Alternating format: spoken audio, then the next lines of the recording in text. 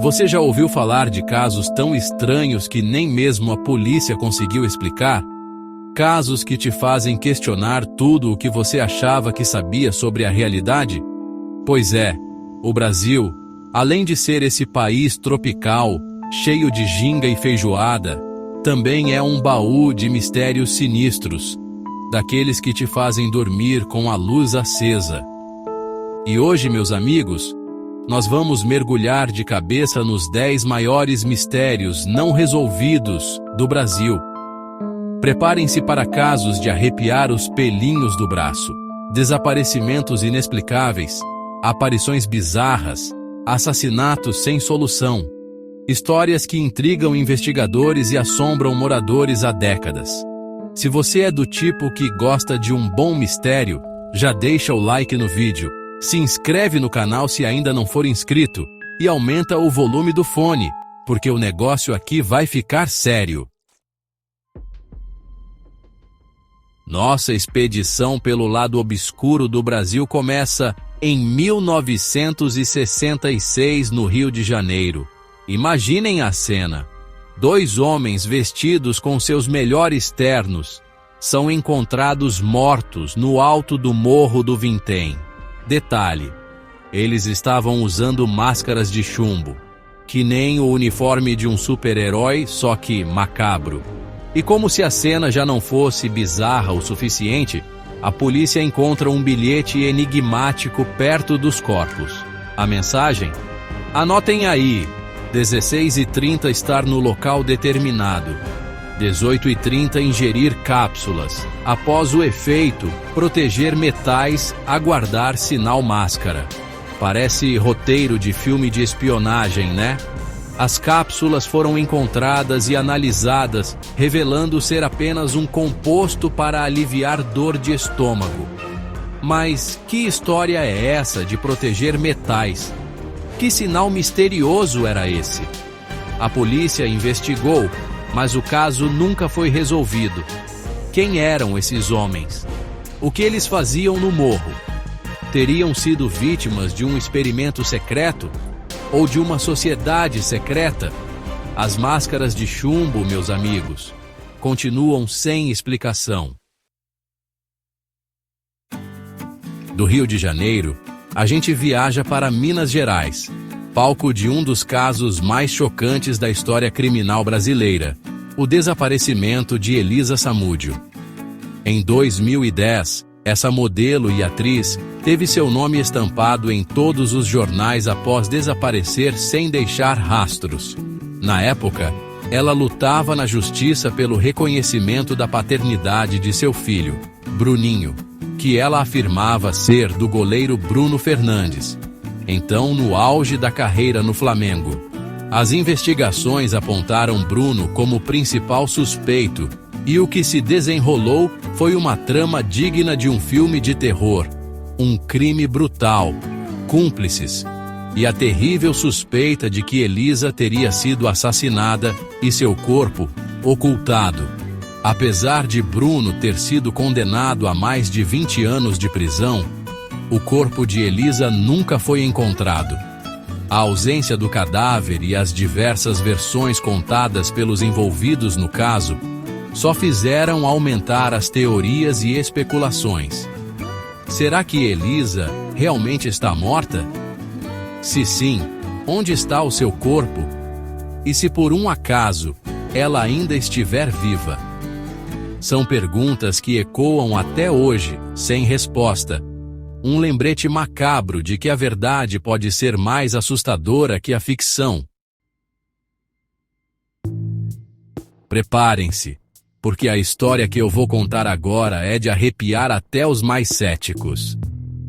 No interior do Ceará, uma menina chamada Joana viveu um verdadeiro inferno na terra. Imaginem só, aos 11 anos de idade, lágrimas de sangue começaram a escorrer dos olhos de Joana. Sem causa aparente, sem ferimentos, sem explicação médica.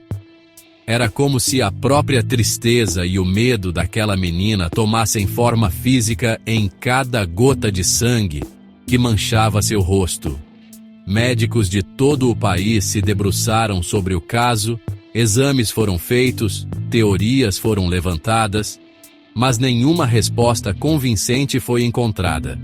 Joana, a menina que chorava sangue, se tornou um enigma médico, uma anomalia inexplicável.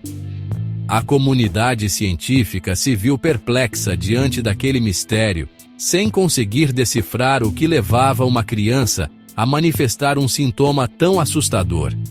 Seria uma doença desconhecida? Uma condição psicossomática extrema? Ou haveria algo mais? Algo que a ciência simplesmente não consegue explicar?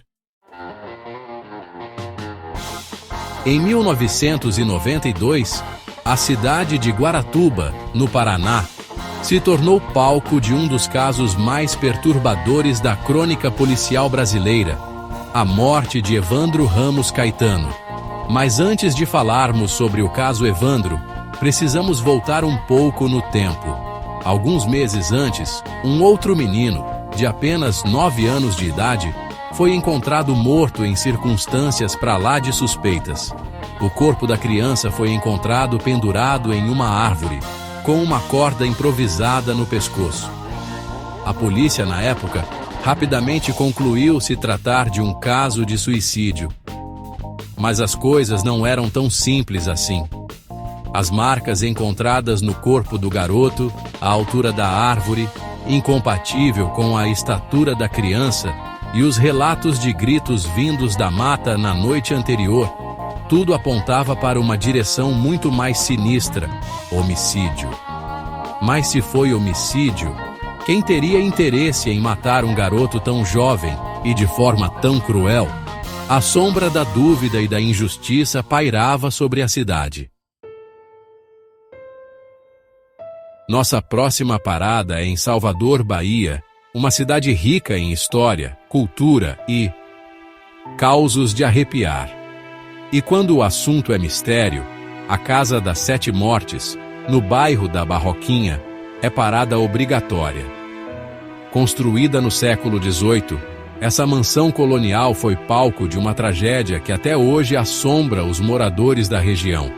A história conta que, em uma noite chuvosa de 1755, 7 pessoas da mesma família foram brutalmente assassinadas dentro da casa. Os detalhes do crime são escassos, mas a brutalidade do ataque chocou a sociedade da época. Quem seriam os responsáveis por tamanha crueldade? Ladrões? Inimigos da família? Um fantasma vingativo? Ninguém jamais foi preso pelo crime, e a casa, antes símbolo de riqueza e prosperidade, se tornou um símbolo de tragédia e mistério. Retornamos ao Paraná, dessa vez para reviver um caso que chocou o Brasil: o desaparecimento de Leandro Bossi. Em 1992, o garoto de 7 anos sumiu sem deixar rastros após sair de casa para assistir a um circo, em Guaratuba, a mesma cidade onde, meses antes, o menino da corda havia sido encontrado morto. Coincidência? Talvez, ou talvez não. O desaparecimento de Leandro ocorreu poucos meses depois do caso Evandro e rapidamente se tornou o centro das atenções. A comoção nacional era enorme e a polícia trabalhava sob forte pressão para encontrar o menino. No entanto, apesar dos esforços, Leandro parecia ter se perdido em um labirinto sem saída. As buscas se intensificaram. Cartazes com a foto do garoto se espalhavam por todos os cantos, mas Leandro continuava desaparecido. Se você se acha corajoso, prepare-se para a história da boneca endiabrada de Pernambuco. No coração do Recife, uma família viveu momentos de puro terror dentro da própria casa. Tudo começou com a compra de uma boneca de porcelana antiga. No começo, era só uma boneca, enfeitando o quarto das crianças. Mas logo, coisas estranhas começaram a acontecer. Objetos se moviam sozinhos, sussurros eram ouvidos durante a noite, E a boneca? A boneca parecia mudar de posição, de expressão facial, como se estivesse viva. A família, apavorada, tentou se livrar da boneca diversas vezes, jogando-a no lixo, queimando, até exorcizando, mas a boneca sempre voltava, como que guiada por uma força maligna. A boneca endiabrada se tornou um pesadelo real para a família. Em 1989, o Brasil acompanhou com apreensão o desenrolar de um mistério no ar. O caso do voo 254 da Varig. O voo, que ia de São Paulo a Belém, com escala em Marabá, se transformou em um pesadelo quando, por um erro inexplicável, o avião acabou indo parar no meio da selva amazônica. Imaginem a cena. Um Boeing 737, com mais de 50 pessoas a bordo, completamente perdido no coração da floresta. A falta de comunicação, o medo, a incerteza. Era o caos absoluto. O que era para ser uma viagem comum se tornou uma luta desesperada pela sobrevivência.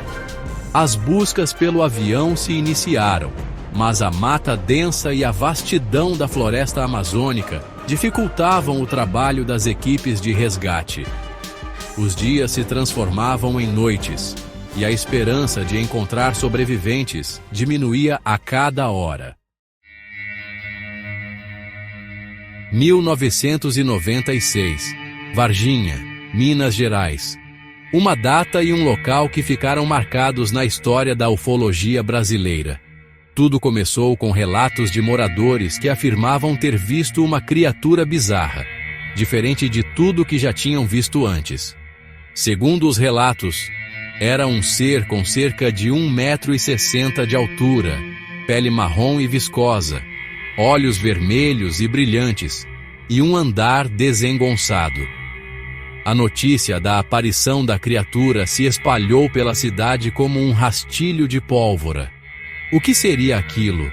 Um extraterrestre? Um experimento genético que deu errado? Um delírio coletivo? Ninguém sabia ao certo. A população estava em polvorosa, e a polícia, sem saber como lidar com a situação, se viu obrigada a interditar a área onde a criatura teria sido vista. Nossa última parada nesse tour macabro pelo Brasil nos leva de volta ao Rio de Janeiro, para desvendar um mistério que mistura crime, poder e a crença no sobrenatural. Pedro Dom, o nome, que já foi sinônimo de medo e terror, ecoa até hoje nos morros e vielas do Rio. Considerado um dos maiores traficantes de drogas do Brasil, Pedro Dom comandava um império do crime, ostentando luxo, poder e violência. Mas em 2005, o chefão do tráfico foi morto em um confronto com a polícia. Fim da linha para Pedro Dom? Não tão rápido assim. Logo após sua morte, boatos de que ele teria forjado a própria morte começaram a circular. Teria Pedro Dom, o mestre da estratégia, enganado a todos mais uma vez? As teorias eram as mais diversas. Uns diziam que ele estaria escondido em algum país estrangeiro, desfrutando da fortuna acumulada ao longo dos anos. Outros, que ele teria feito uma cirurgia plástica para mudar de identidade. E aí, galera? Chegamos ao fim de mais uma viagem aterrorizante pelo Brasil. Se você chegou até aqui, comenta a palavra mistério, para eu saber que você é dos que curtem uma boa história sinistra. Gostaram de conhecer os mistérios não resolvidos do nosso Brasilzão? Lembrando que essa foi só a primeira parte.